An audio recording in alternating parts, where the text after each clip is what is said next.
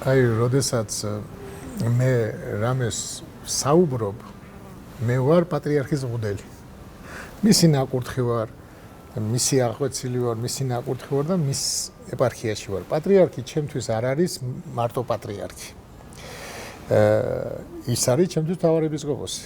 პატრიარქს ხო აკითხული, მცხეთა-თბილისის მთავარეპისკოპოსი, აი ეს არის ჩემი.